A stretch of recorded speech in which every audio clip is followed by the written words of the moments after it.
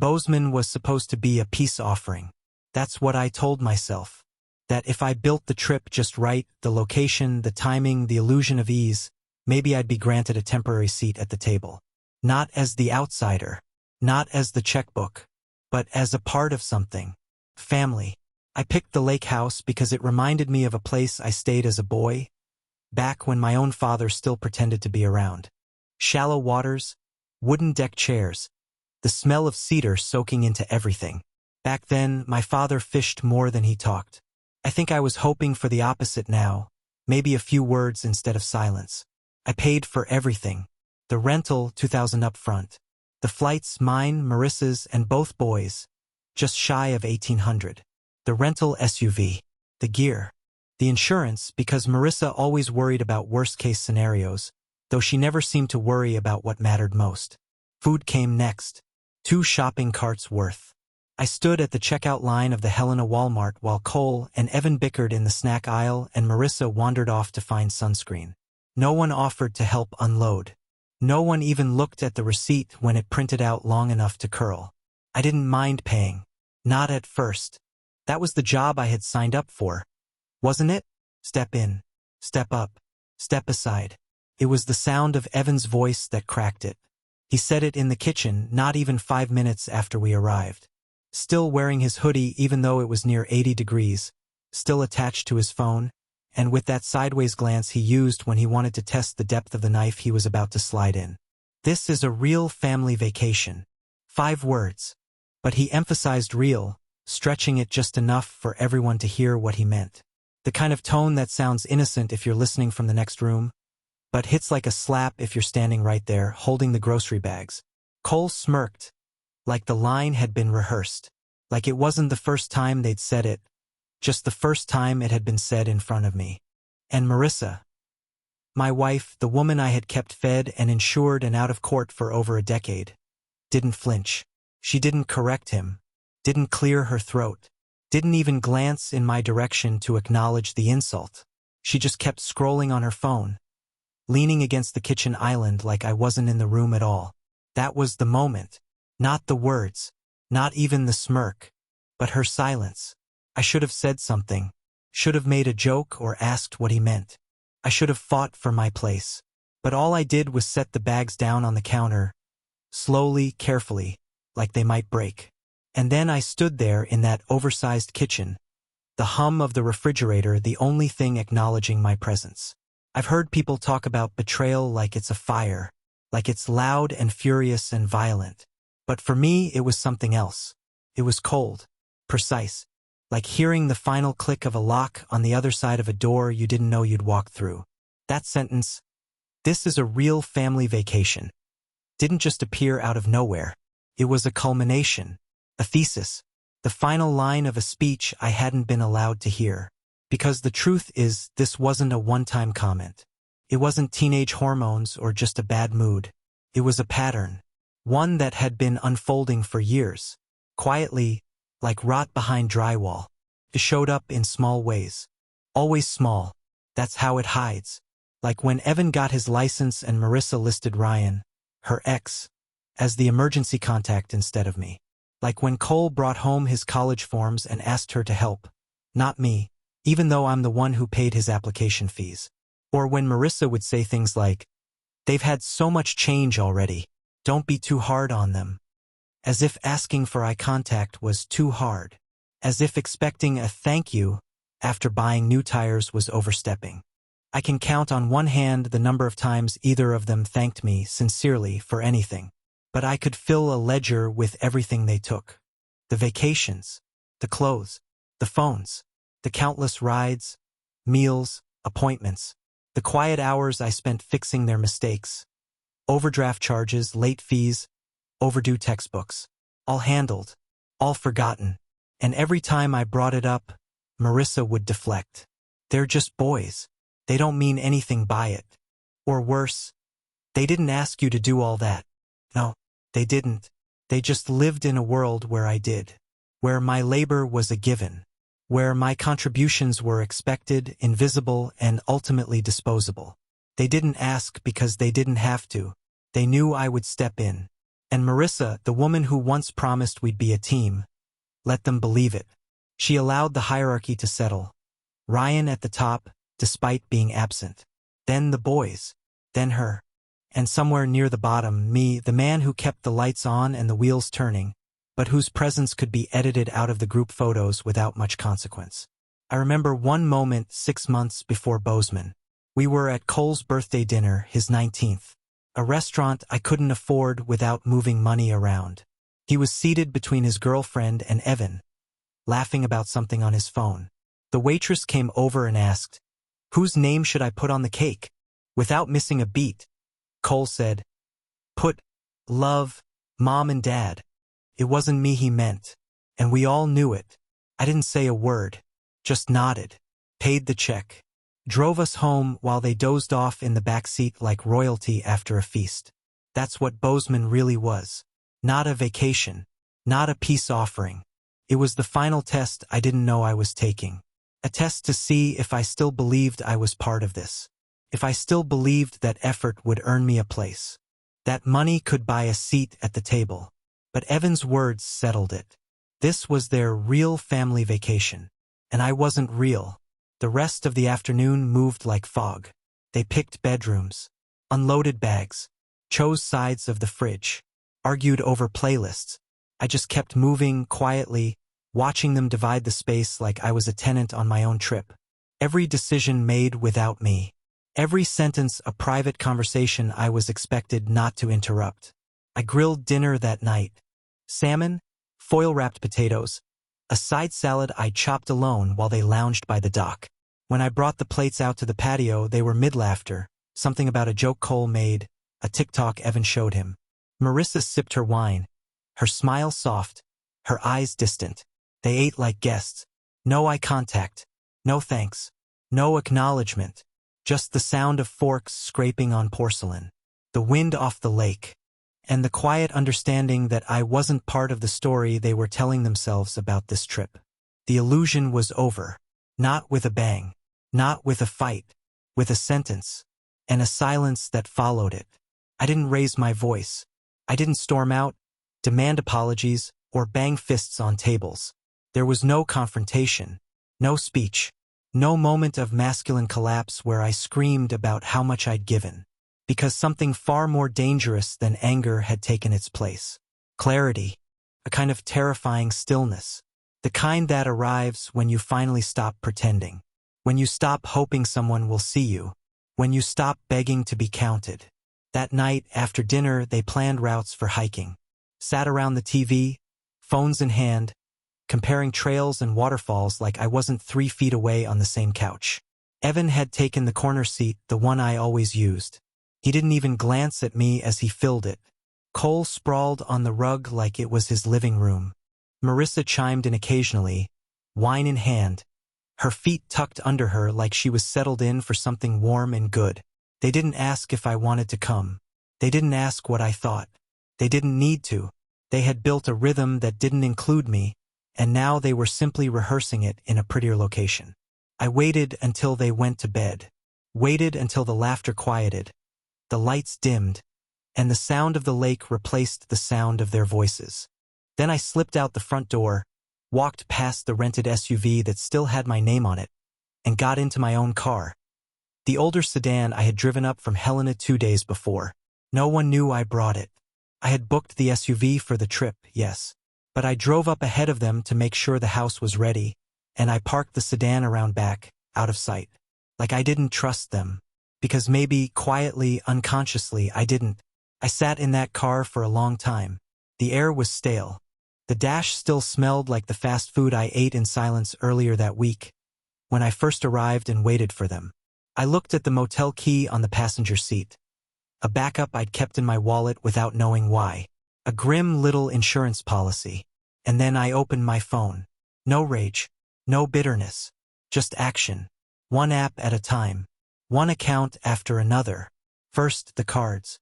I froze the shared debit. Then the backup credit card Marissa used just for emergencies. Then the Apple Pay link Evan had to my account for gas. All paused.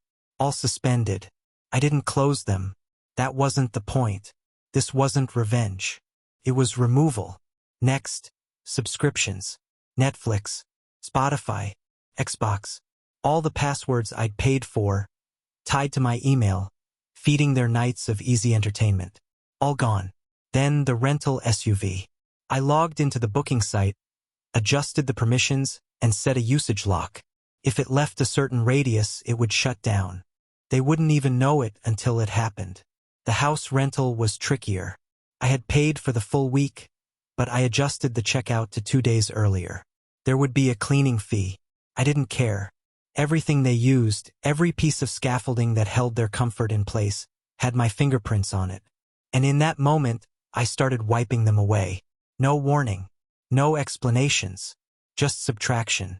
By the time I finished, the sun was starting to bleed into the edge of the horizon. That soft blue-gray light before dawn. I sat there, the motel key still untouched beside me, and I asked myself the question that had been building for years. What would they do without me? I wasn't angry. I was empty, because anger assumes something can be fixed. Assumes you want it to be. But I didn't. Not anymore.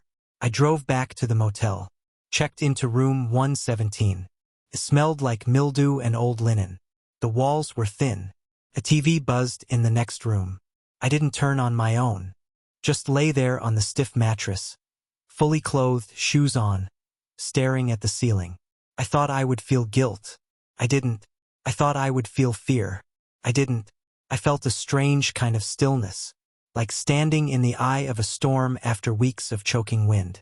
Like I could finally breathe without permission. I had spent years pouring myself into a vessel with no bottom, feeding a system that used my love as fuel but denied me any claim to what it built. They never called me Dad. Not once. Not even in a slip. Not even by accident. They called me him when talking about me. Your husband. The guy. Michael. That was the one Marissa used when talking to her friends. Michael's covering it. Or, he booked the place. Never we. Never us. Even the Wi-Fi password at home was Ryan's birthday. The ghost of their real father haunted everything. He was the one they waited for, the one whose absence gave him power. He'd pop in once a year with gifts that had price tags but no meaning, and they lit up for him like candles. Evan once said he had cool eyes. Said mine were tired. Cole talked about how Ryan let them be themselves. As if showing up once in a blue moon, half drunk and full of half-promises, was some kind of virtue. But it was Marissa's silence that broke me. She never told them to stop. Never corrected them when they dismissed me. Never once sat them down and said, "He is your father now, whether you like it or not. He's the one who's here." She let them believe the myth, that Ryan was the king in exile, and I was the jester trying on his crown. They mocked me openly in front of her. One Christmas, Cole joked that I should dress up as Santa.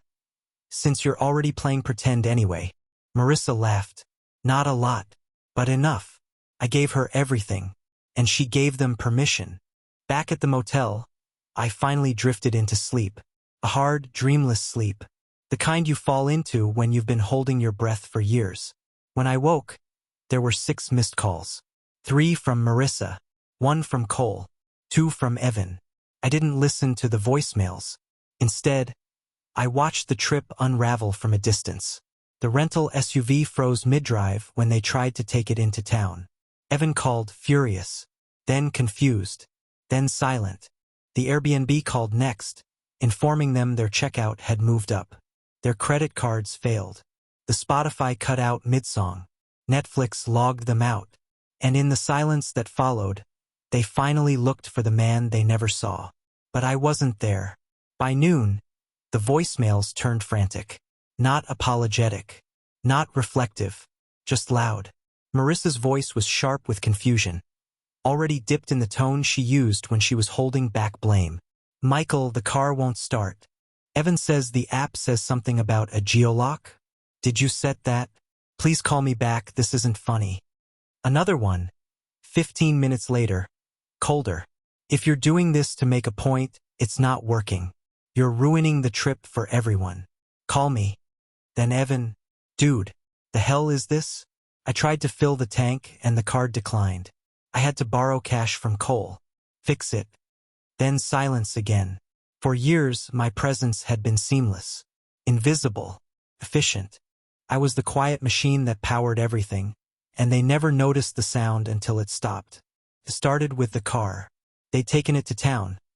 Bozeman's little stretch of coffee shops and souvenir stores that sell the idea of Montana more than the place itself. When the SUV stalled in the parking lot, Evan assumed it was a mechanical issue. He had no idea that the vehicle had a remote lockout, until he called support, until he was told it was locked by the account holder, until he realized he wasn't the account holder. The moment didn't hit him all at once. It never does. Boys like Evan aren't built for sudden realizations. They've been raised on slowly flowing comfort. They don't recognize absence until it trips them in broad daylight. Next came the fuel. The Shell station was busy that day, mid-tourist season. Evan had slid the card in, tapped the screen, and gotten a red message. Card declined. He tried again. Same result. Then Cole tried his. It wasn't a joint card, but it was tied to the same account for overdraft protection. That one failed too. They were used to abundance. Unlimited refills. Pockets that never emptied. They didn't know how quickly comfort can dry up when the source cuts the line. Marissa called again. I just tried to pick up groceries, and my card got declined. What's going on, Michael? Did you cancel the card? This isn't okay. We have kids here.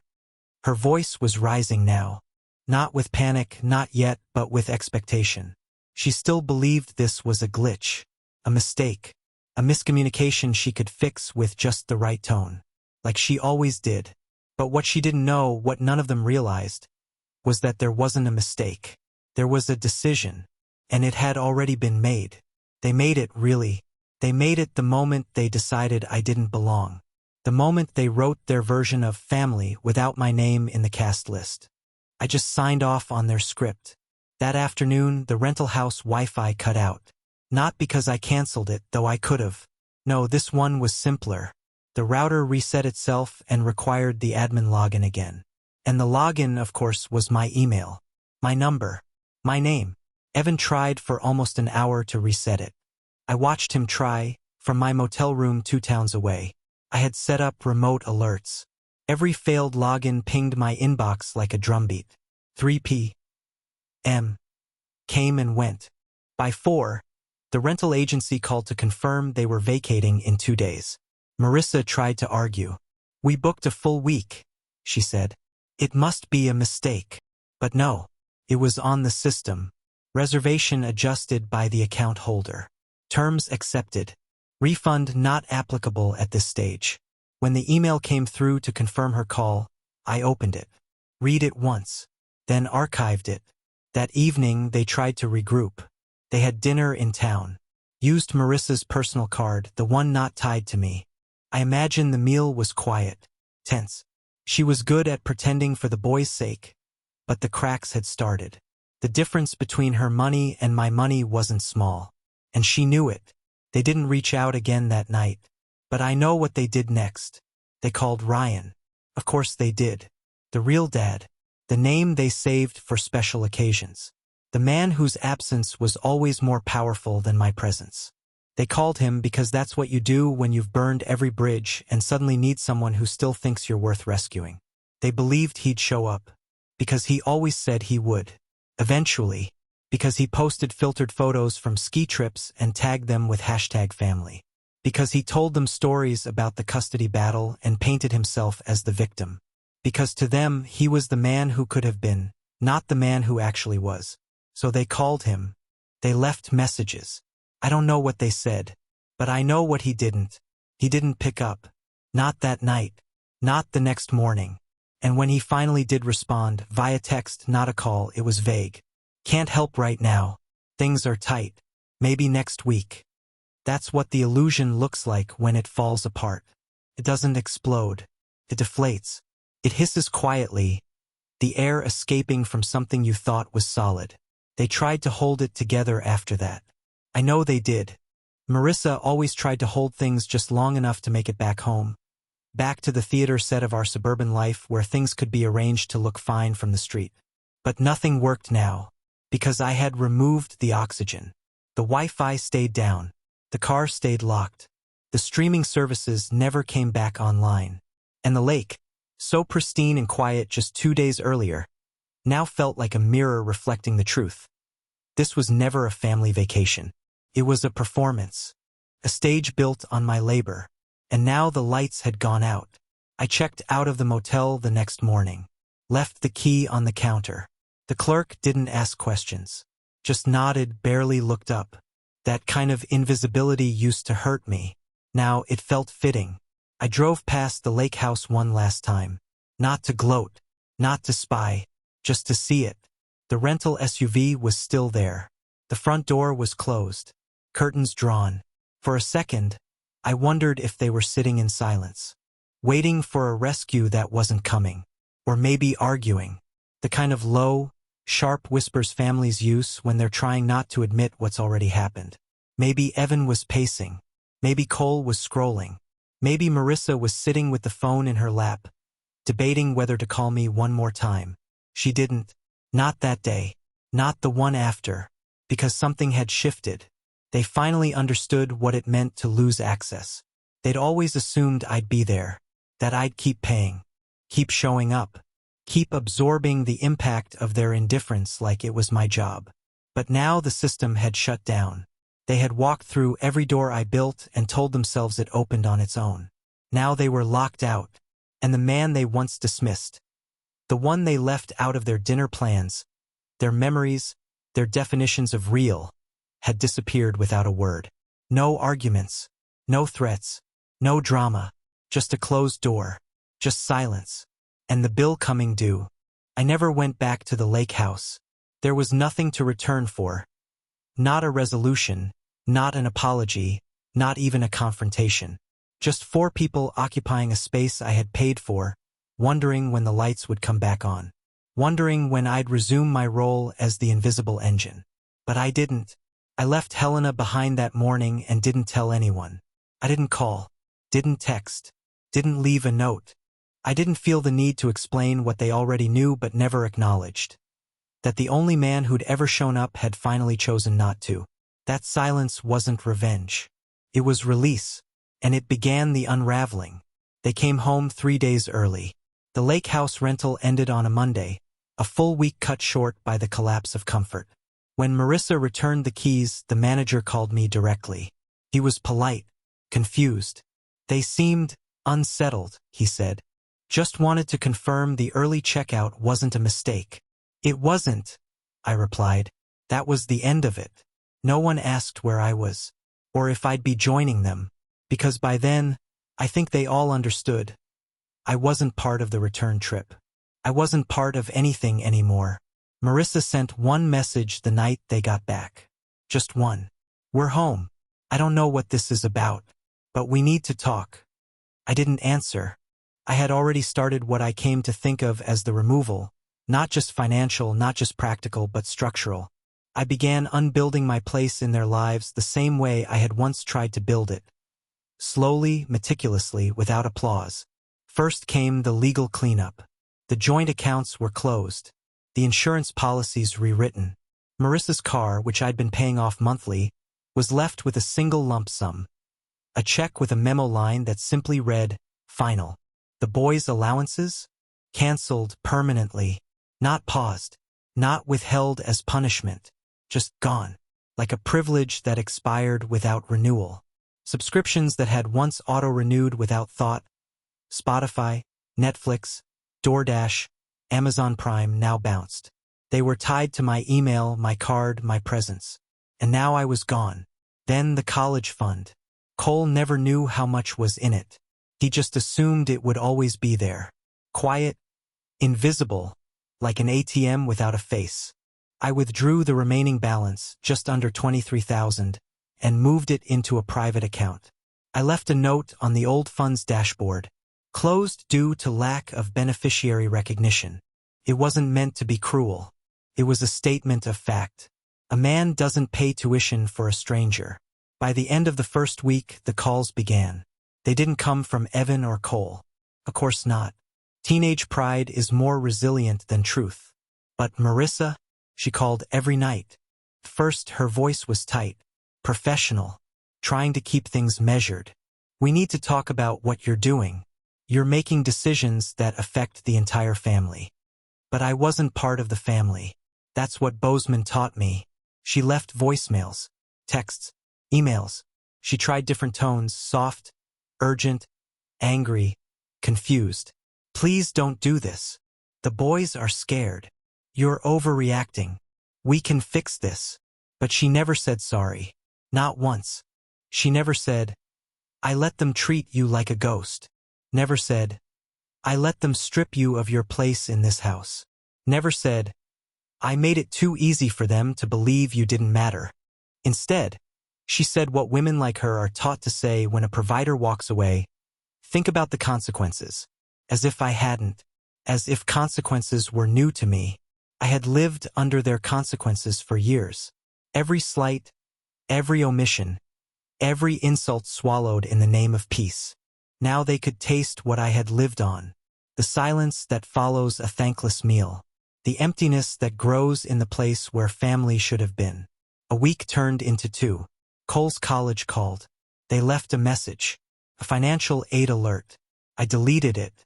Not because I didn't care, but because I cared too much once. And caring had turned me into a machine. I wasn't a machine anymore. I was a man waking up. When the credit cards were finally fully transferred and the last remaining utility was paid off, I sat down at the dining room table. The same one where Evan once said, "This isn't your family, Michael. You're just here." I wrote 4 checks. One to Marissa for half the value of the house minus debts. One to Cole, a note attached, for the car you never thanked me for. One to Evan, just the amount he owed for his last semester's books. And one to myself with nothing in the memo line. Just a clean signature. Then I packed. Not much. A single suitcase. A duffel. My tools. My laptop. The rest I left behind. Furniture. Dishes. Photos I wasn't in. Gifts I had given that were never used. I left my keys on the table. By the time they got home that night, the house was already shifting without me. Like a stage missing its silent crew. I rented a small place outside Livingston, 2 hours away, far enough to not bump into their lives at the grocery store, close enough to remember I had chosen distance, not exile. Marissa showed up once. Late. No warning. I saw her car pull into the gravel lot. She stood outside for a long time before knocking. When I opened the door, she looked smaller than I remembered. Like someone who had finally looked in a mirror that wasn't forgiving. "Can we talk?" she asked. I stepped aside. She walked in, looked around, saw the walls stripped of decoration, the kitchen half-stocked, a single chair, coffee pot. "This is where you live now?" "Yes." She sat on the edge of the couch, not really looking at me. "You didn't have to leave. I didn't have to stay." She flinched at that, a small, involuntary reaction. "I never wanted this. But you allowed it." She didn't argue, just stared at the carpet. "I was trying to keep the peace," she said finally. "With the boys." I nodded. "And I was trying to keep a family together. We both failed." Her voice cracked. "They miss you." "No. They miss what I gave them." She opened her mouth, closed it again. I watched her, not with hate, not even resentment, just the clear-eyed realization that I had loved a woman who never defended me, and children who never accepted me. And I had stayed. For years. "You always did everything," she said. "You never asked for anything. I asked for respect. You just didn't hear it." She began to cry, quietly, the way someone cries when they know it won't change anything. When she left, she stood at the door for a long time. "I wish they had seen you," she said. "They did," I replied. "They just looked away." She nodded once, then left, and I haven't seen them since. No calls, no letters, no apologies, just absence. But it doesn't feel empty. It feels earned. Like the quiet after a storm that almost drowned you. I rebuilt my days. I work less now. I cook for one. I walk more. I don't flinch when the phone buzzes. I don't look at photos of other people's families and wonder what I did wrong. Because I know now, I didn't fail them. They failed to recognize what was right in front of them. And now they live with the echo of that loss. Not loudly, not tragically, just constantly. So let me ask you, if you spent years loving a family that never saw you, never thanked you, never claimed you, and you finally walked away, would that make you cruel? Or would it mean you finally understood that love without respect is just servitude in disguise?